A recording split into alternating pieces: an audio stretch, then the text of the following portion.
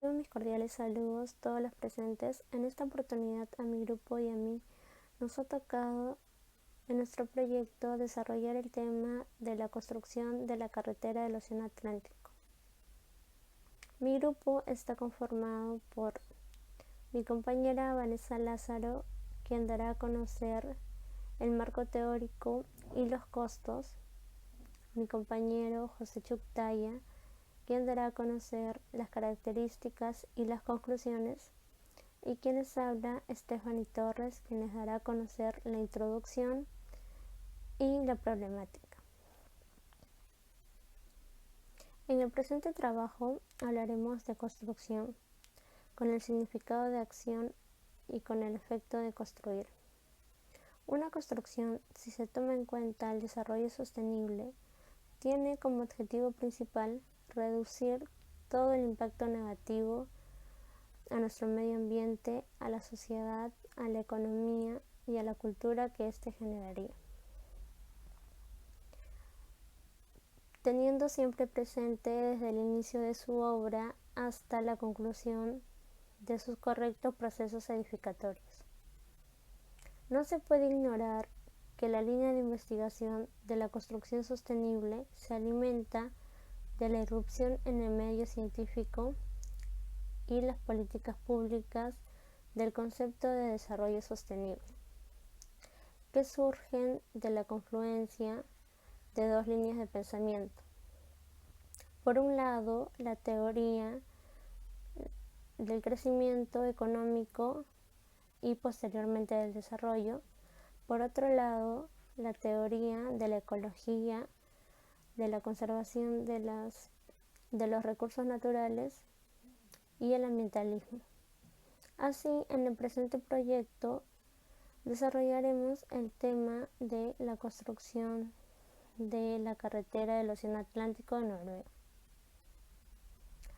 Una de las problemáticas de este proyecto es el peligro de conducir por este trayecto, ya que a pesar de su belleza y vista panorámica es demasiado arriesgada, debido a que se ubica atravesando el Océano Atlántico y por el clima de este lugar, ya que frecuentemente suelen suceder huracanes y tormentas. A la fecha, las construcciones generan diversos contratiempos al medio ambiente, ya sea debido a que emplean mucha energía para desarrollar sus conclusiones y así también dentro de su vida útil. El término de construcción sostenible no solo abarca los edificios propiamente dichos, sino también cuenta el entorno y la manera en cómo se integran para formar las ciudades.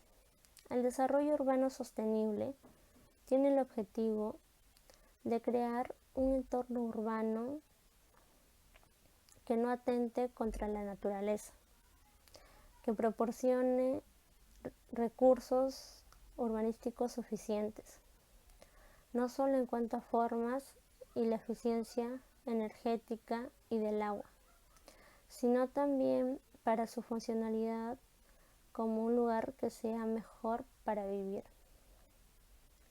Una carretera es el punto de lanza del desarrollo, es decir, del disturbio de los ecosistemas naturales. Una carretera se hace expresamente para cambiar los ecosistemas naturales o porciones de los ecosistemas antrópicos o por lo menos antropizados. Por lo tanto, una carretera es el origen de los problemas ambientales y sociales, tanto mayores en cuanto a menores. En cuanto a menores, es intervenido el ecosistema cuando llega al camino. Ahora le doy el paso a mi compañera Vanessa. Mi nombre es Vanessa Lázaro y yo voy a exponer sobre el marco teórico de la construcción de la carretera del Océano Atlántico en Noruega. La carretera del Atlántico forma parte de la carretera turística nacional número 64, con 36 kilómetros desde Butte hasta Corbeau. Atlantic Road es una carretera de 2 carriles que conecta pequeñas islas que pasan por el Océano Atlántico entre los asentamientos de Molde y Kristiansund. Entre el primer punto y la autopista hay 47 kilómetros y la T de la ruta al segundo punto es de 30 kilómetros, aproximadamente unos 8,5 kilómetros de longitud, y esta consta de varias carreteras, puentes grandes y viaductos. La carretera del Atlántico discurre en zigzag, conectando numerosos islotes, que esto facilita la llegada en un corto tiempo. Anteriormente, a mediados de la década de 1970, los automóviles se transportaban a la isla en ferries, que pasaba por el condado de Romsdal y la isla Averøy. Pero con el pasar del tiempo los automóviles fueron aumentando, y este método era bastante lento, y con la cantidad de automóviles que aumentaron, esta se volvió ineficiente. Ya no cumplía con sus tareas. Por eso es lo que se decidió construir esta carretera. La planificación de la carretera fue en el 1970, pero recién la construcción empezó el 1 de agosto de 1983, porque debido a su construcción hubo numerosas tormentas. Durante esos 6 años aproximadamente hubo 12 tormentas y esto retrasaron su construcción. Recién el 7 de julio de 1989 fue donde se inauguró, y durante ese tiempo durante 10 años se cobró el peaje. Recién el peaje dejaron de cobrarle en 1999. Atlantic Road también es conocida como el Dorado en el paraíso de los pescadores deportivos.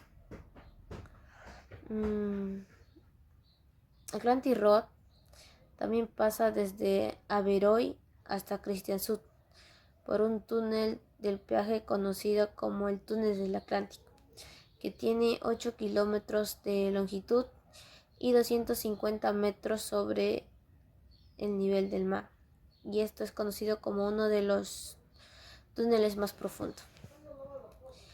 También les voy a hablar sobre los costos. Para la construcción de la carretera se usó 122 millones de coronas noruegas, equivalente a una moneda nacional en soles. Una corona noruega equivale a 0.47 soles. Aproximadamente su costo fue 578.350.000.95 soles.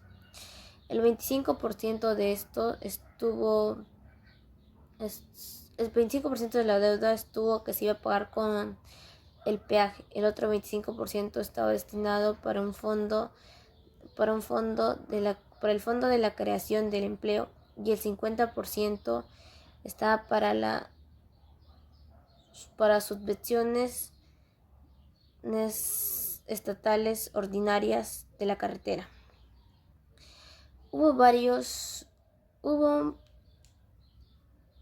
Hubo percances de acuerdo al financiamiento, ya que las personas no creían que en 15 años iban a dejar de pagar peajes. Pero gracias a que este puente a los turistas, el peaje solo se cobró hasta 1999, y desde ahí fue totalmente gratuito. Y eso es todo, gracias.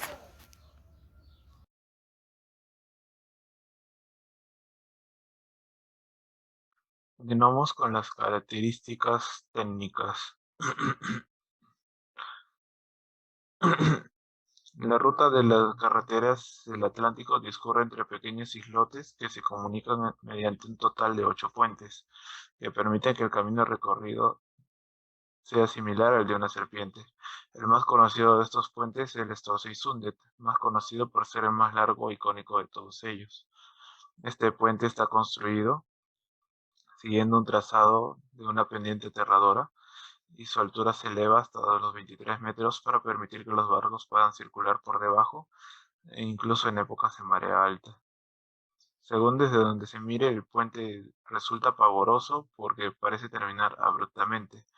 La lista de los puentes lo forman el Biegestraune de 119 metros de longitud y 10 metros de altura, el Holzwagen, que son tres puentes de 295 metros de longitud y 4 metros de altura, el Geteisandet de 52 metros de longitud, 6 metros de altura, el Storla-Boisund de 52 metros de longitud y 3 metros de altura, y el Iley-la-Boisund de 115 metros de longitud y 7 metros de altura. Dentro del turismo, esta ruta de carretera es conocida también como el paraíso de los pescadores deportivos. En 2010 se le agregaron puentes de pesca especiales de 80 y 100 metros de largo. Esta singularidad no solamente es exclusiva de Noruega, no existe algo así en ninguna otra parte del mundo. La pesca es gratuita aquí. Además, los lugares de pesca se proporcionan cuidadosamente incluso para usuarios en silla de ruedas. Además, al oeste de la carretera está la informe bahía Jutvinka, donde bajo una capa de agua gris verdosa descansan numerosos restos de barcos hundidos que naufragaron durante las tormentas y fueron arrojados a la orilla, caprichos del Mar del Norte. Los amantes del buceo tienen una oportunidad única de disfrutar de estas vistas, viviendo una experiencia inolvidable. En la carretera del Atlántico se puede observar, además, otro de los tradicionales noruegos, las famosas iglesias de madera, construidas en el siglo XIV, que son muy especiales debido a su arquitectura tradicional. Pero hay que recordar que estas atracciones solamente están disponibles en las épocas de verano.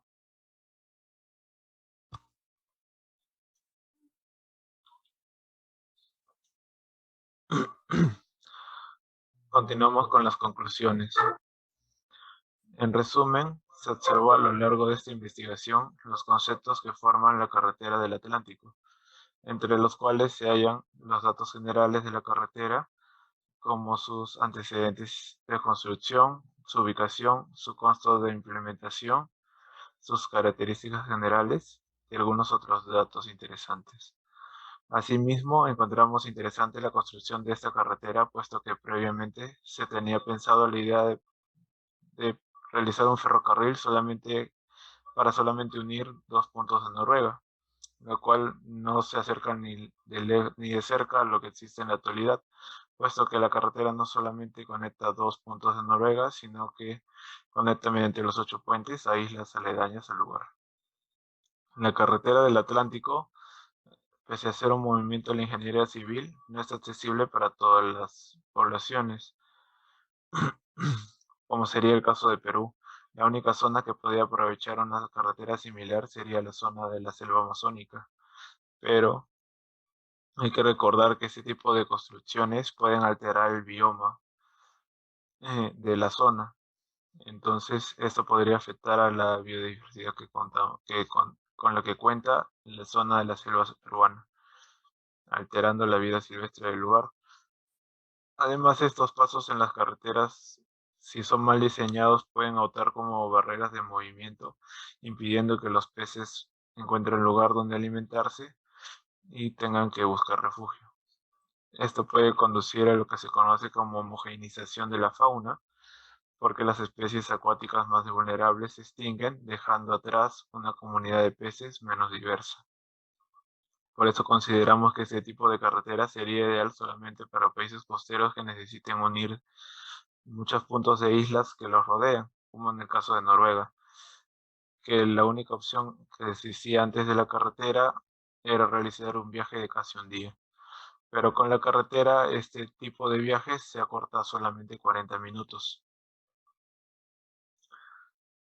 Si bien esta carretera está dentro de la lista de las carreteras más increíbles del mundo y también dentro de las más peligrosas, sin duda alguna es una de esas obras de ingeniería que todo estudiante debe sentarse a reflexionar y apreciar durante un momento. Ciertamente es una obra maestra. Muchas gracias.